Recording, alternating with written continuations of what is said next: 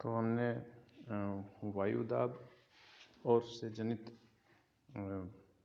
पवनों के प्रकार और विभिन्न वायुदाबीय पेटियों के संदर्भ में हमने जाना कि वायुदाब यानी प्रेशर किस तरीके से इफ़ेक्ट डालता है कि जो ट्रेड विंड्स हैं, वेस्टर्लीज हैं, वो चलें। आज की कक्षा में हम ये जानेंगे कि वायु राशि किसे कहते हैं और ये किस तरीके से हमारे वायुमंडल को प्रभावित करता है, हमारे क्लाइमेट और वेदर पैटर्न को, जो मौसम है और दैनिक जलवायु है, मौसम है और जो जलवायु है उसको किस प्रकार से प्रभावित करता है। एयर मास यानी वायु राशि। अब आप क्या समझोगे वायु राशि क्या होती है? वायु राशि एक स्थिर पार्सल यानी एक टुकड़ा है, विशालकाय टुकड़ा है। किसका? हमारे वायुमंडल का।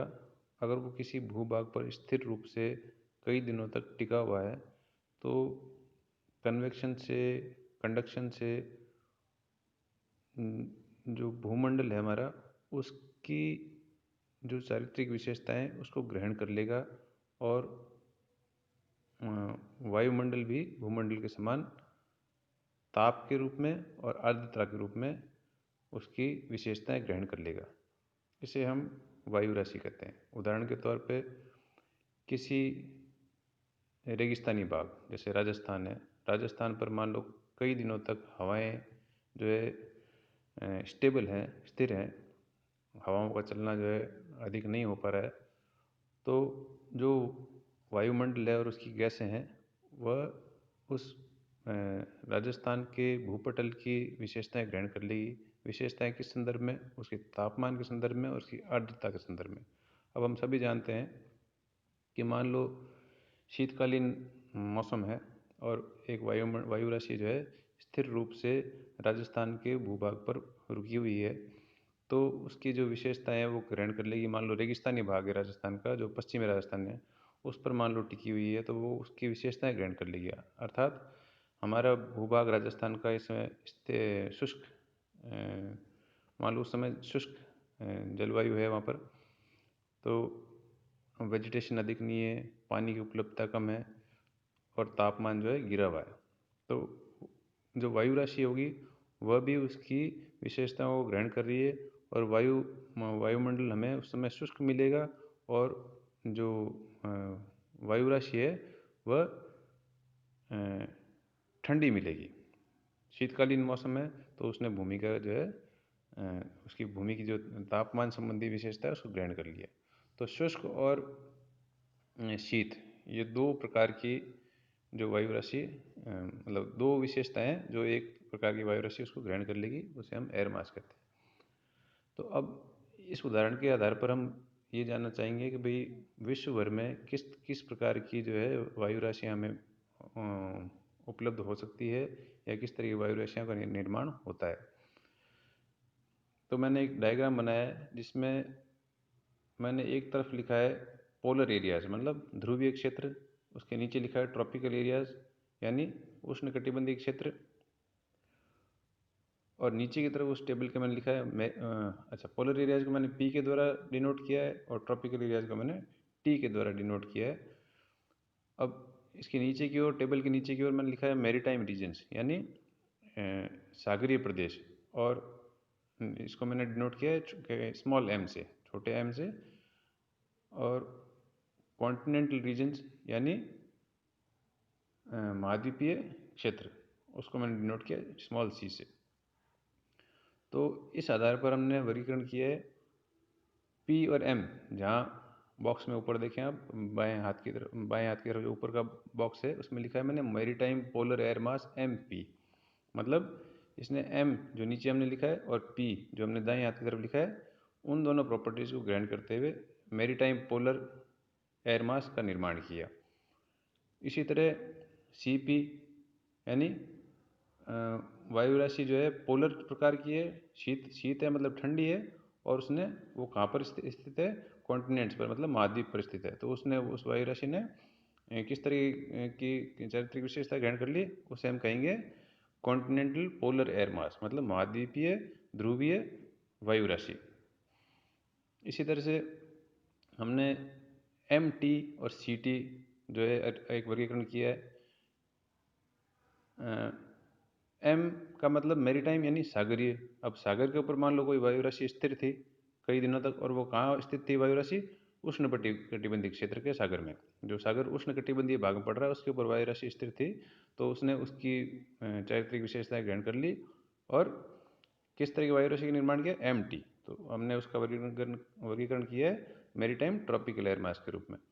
इसी तरह से अगर उष्णकटिबंधीय क्षेत्र में मान लो कोई महाद्वीप पड़ता है और वहाँ पर वायु राशि स्थिर है, तो उसने किस प्रकार की चारित्रिक विशेषताएं ग्रहण कर ली? उसका हमने नामकरण किया है कॉन्टिनेंटल ट्रॉपिकल एयर मास, यानी महाद्वीपीय उष्णकटिबंधीय जलवायु वायु राशि। महाद्वीपीय उष्णकटिबंधीय वायु राशि, ये इसको हमने नाम दिया CT। तो इस तरीके से हमने ये जाना कि भाई स्रोत, जो सोर्स रीजन है, स्रोत का जो प्रदेश, जो स्रोत है, उसके आधार पर वायु राशि किस प्रकार से निर्मित होगी, और उस आधार पर हमने वर्गीकरण किया। इसके अलावा दो प्रकार की और वायु राशि होती है, जिसको हम कहते हैं शुष्क वायु राशि, जिसको हम D से जनरली डिनोट करते हैं, और एक होती है H यानी उच्च भूमि की वायु राशि। तो ये इनके अलावा दो वर्गीकरण और है। तो कुल तरीके इस तरीके से कुल मिला के जो है 5 प्रकार की वायु राशि हमें विश्व भर में देखने को मिलती है। अब एक टर्म है जिसको हम कहते हैं वाताग्र यानी फ्रंट्स। फ्रंट्स यानी, फ्रंट का मतलब क्या हुआ? जहाँ पर ऐसी बाउंड्री, ऐसी सीमा रेखा जहाँ पर दो विभिन्न प्रकार की वायु राशियों का मिलन होता है, उसे हम फ्रंट बोलते हैं। ये फ्रंट क्यों इम्पोर्टेंट होते हैं, इसको हम अगली कक्षा में जानेंगे। फिलहाल आप ये समझ लो कि फ्रंट दो विभिन्न प्रकार की वायु राशि जहाँ उसका मिलन हो रहा है, उसको हम फ्रंट बोलेंगे। मान लो एक कोल्ड फ्रंट है, एक कोल्ड सेक्टर है और एक वार्म सेक्टर है, मतलब दो विभिन्न प्रकार के वायु राशि, एक वार्म जो उष्ण है और एक शीत है। तो दो दो विभिन्न प्रकार की इनकी चारित्रिक विशेषताएं क्या हो गई? एक शीत हो गई और एक उष्ण हो गई। तो ये जिस स्थान पर मिलेगी उसे हम वाताग्र कहते हैं। साधारण भाषा में समझ लो कि जहाँ एक तरफ से ठंडी हवा है, दूसरी तरफ गर्म हवा है, तो उनका जो मिलन का क्षेत्र होगा उसको हम वाताग्र कहेंगे। अब वाताग्र दो प्रकार के हैं, एक वार्म फ्रंट है, एक कोल्ड फ्रंट है। सिंपल सा है, इसको ज़्यादा कन्फ्यूजन में न लें। जब उष्ण वायु राशि शीत वायु राशि की ओर अग्रसर होगी, मैंने एरो की तरह एरो के रूप में दिखा रखा है, एक एरो बनाया हुआ है जो बाईं हाथ से दाईं दिशा की तरफ जा रहा है, और उसके ऊपर लिखा हुआ मूवमेंट, यानी उष्ण वायु राशि है वह अग्रसर हो रही है किस ओर? शीत वायु राशि की ओर। तो जो वाताग्र बनेगा उसे हम कहेंगे उष्ण वाताग्र। क्या कहेंगे? उष्ण वाताग्र, क्योंकि उष्ण वायु राशि शीत वायु राशि की ओर अग्रसर हो रही है। इसके विपरीत एक दूसरा डायग्राम मैंने बनाया है जिसके नीचे लिखा हुआ है कोल्ड फ्रंट यानी शीत वाताग्र। अब आप खुद समझ सकते हैं, जब शीत वायु राशि उष्ण वायु राशि की ओर अग्रसर हो रही है, मतलब उष्ण वायु राशि तो स्थिर है, लेकिन शीत वायु राशि जो है वह उष्ण वायु राशि की ओर अग्रसर हो रही है। तो मूवमेंट किस में हो रहा है? जो शीत सेक्टर है, शीत भाग जो है उसके अंदर मूवमेंट हो रहा है, और उष्ण भाग जो है वो स्थिर है। तो ऐसी सीमा रेखा को जो हम कहेंगे वो कहेंगे कोल्ड फ्रंट। अब देखो, मैंने जो कोल्ड वार्म फ्रंट का डायग्राम बनाया है वो एक सीधी रेखा के रूप में बनाया है, लेकिन कोल्ड फ्रंट का डायग्राम जो है मैंने वक्राकार रूप में बनाया है। ऐसा क्यों है? क्योंकि जब उष्ण वायु राशि शीत वायु राशि की ओर अग्रसर होगी तो एक सीधा फ्रंट बनेगा, सीधी रेखा बनेगी, क्योंकि उष्ण वायु राशि हल्की है और वह शीत वायु राशि की ओर ऊपर की ओर उठनी शुरू हो जाएगी। तो ऐसे में जो फ्रंट बनेगा वो एक स्ट्रेट लाइन के रूप में बनेगा, सीधी रेखा के रूप में बनेगा। लेकिन जब हम दूसरा जो डायग्राम है उसमें मैंने एक वक्राकार रूप में रेखा बना रखी है। वक्राकार क्यों है? क्योंकि शीत वायु राशि जो है वह शीत हवा जो होती है वो ठंडी होती है, ठंडी है, इस कारण से वो भारी होती है, उसमें वजन अधिक होता है। उच्च दाब का क्षेत्र भी शीत वायु राशि के भाग में बनता है। तो ठंडी होने के कारण वह इस प्रकार से इसका चाल उसकी इस प्रकार से होगी, मूवमेंट उसका इस प्रकार से होगा कि वह जो वार्म सेक्टर है, जो उष्ण भाग है, उसके अंदर शनै शनै नीचे की ओर घुसने की कोशिश करेगी। तो ऐसे में जो वाताग्र बना, यानी जो बाउंड्री बनी दोनों फ्रंट्स के बीच की, दोनों सेक्टर के बीच की, वह जो है वक्राकार होगी। तो ये कारण है कि फ्रंट्स जो है सीधी रेखा और वक्राकार रेखा के रूप में क्यों दर्शाए जाते हैं।